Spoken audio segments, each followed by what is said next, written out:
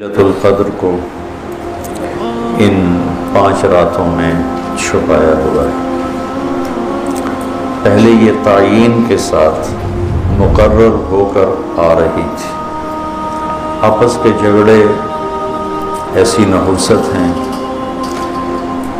کہ آپ خیمے سے باہر آئے، 2 صحابہ آپس میں ان کی کوئی تلخی ہوگی، ان کی آوازیں اونچی ہوں گی، جھگڑا بڑھ گیا تو آپ نے باہر تشریف لا کے فرمایا کہ میرے اللہ نے مجھے شب قدر بتا دی تھی کہ فلاں رات ہوا کرے گی، لیکن تم لوگوں کے جھگڑے کی وجہ سے اللہ تعالیٰ نے اس کو اٹھا لیا اور چھپا دیا، اور اب تم اسے طاق راتوں میں تلاش کرو، 21 میں، 23 میں، 25 میں، 27 میں، 29 میں اس کو تم تلاش کرو۔ آپس کا اختلاف صحابہ کا تھا، 2 صحابی آپس میں کس بات پہ الجھ گئے پتہ کوئی نہیں۔ بظاہر تو وہ ایک تعیین اور ایک مقرر عدد مقرر رات اٹھ گئی، لیکن یہ بہت بڑی خیر ہوئی۔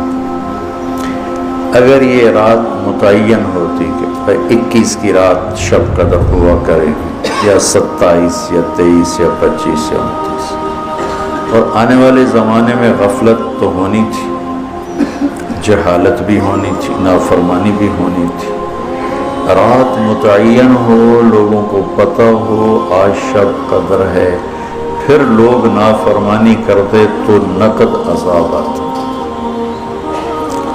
تو اللہ تعالیٰ نے اس چھپانے میں بھی اپنی رحمت کو شامل حال کیا۔ جب ایک آدمی شراب پی رہا ہے، اسے پتہ ہی نہیں شب قدر، کسی کو بھی نہیں پتہ کہ آج ہے۔ ہم تو 5 راتیں چھوٹی انشاءاللہ جا کے، آپ تو ویسے ہی علم میں مصروف ہیں، تو چلو آپ کی برکت سے ایک حدیث بھی یاد آ گئی۔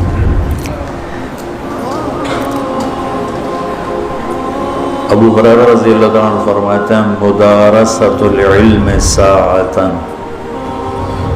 دارس یدارس، ایک دوسرے کے ساتھ علمی محاورہ کرنا، یا جس کو آپ تکرار کہتے ہیں، مدارسۃ العلم ساعۃ خیر من احیاء لیلۃ القدر عند الحجر الاسود۔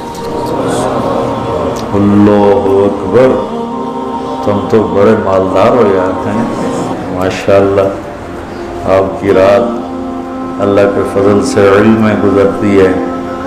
تو اور لوگ بھی بیٹھے ہیں، میں ترجمہ کر دیتا ہوں۔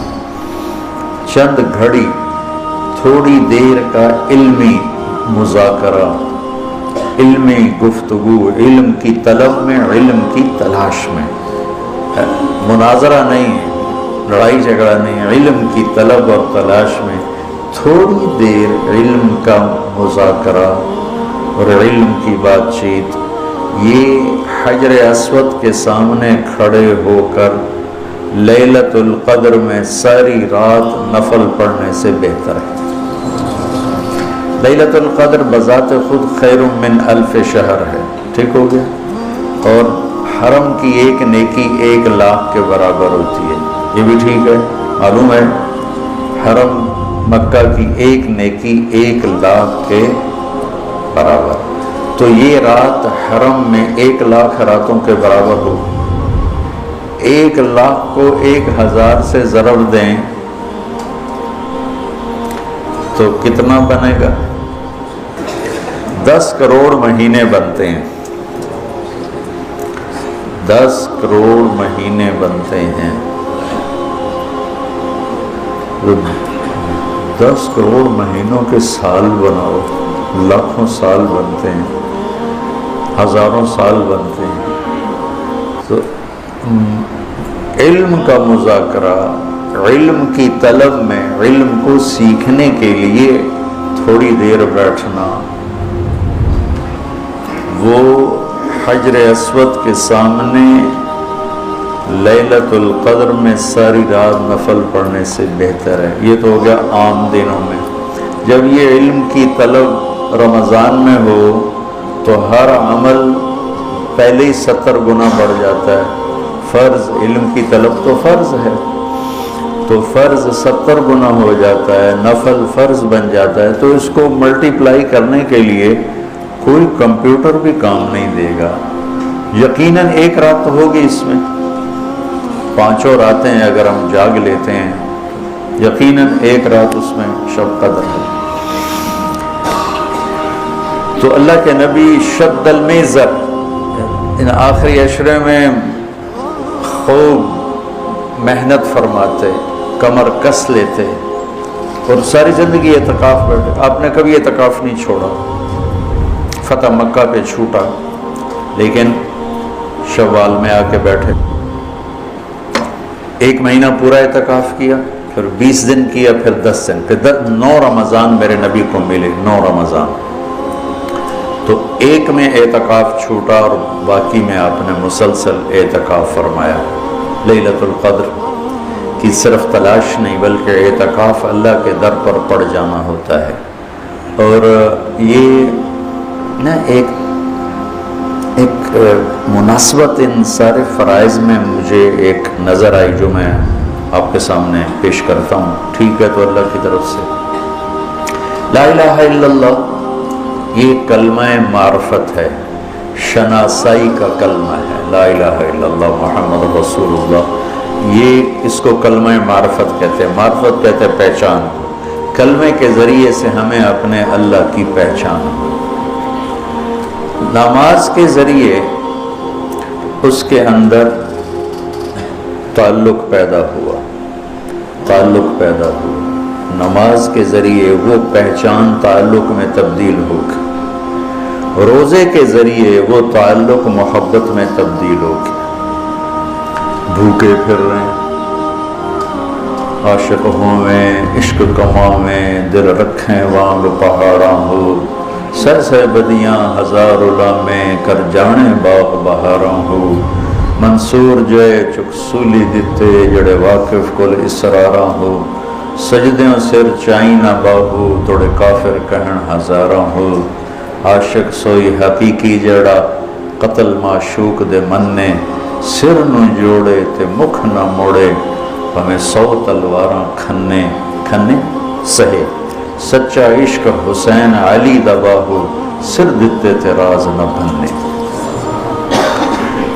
لا الہ الا اللہ محمد رسول اللہ پہچان کرواتا ہے، نماز اس پہچان کو ایک تعلق میں بدلتی ہے، روزہ اس تعلق کو محبت میں بدلتا ہے، اور اعتکاف اس محبت کو عشق میں بدل دیتا ہے۔ اور پھر رمضان کے بعد ہی حج کا سفر شروع ہوتا ہے، پھر عاشق کو ہوتا ہے کہ معشوق کا دیدار ہو، تو احرام عاشقانہ لباس ہے، اور طواف مجنونانہ تلاش ہے کدھر ہے کدھر ہے کدھر، ابھا دیکھاں لمحہ دیکھاں، اونچے کوٹھے تے چڑھ دیکھاں، ڈٹھی دل کو دیواں ٹیکاں، سجن ملسم کے مر پوساں، خواجہ غلام فرید۔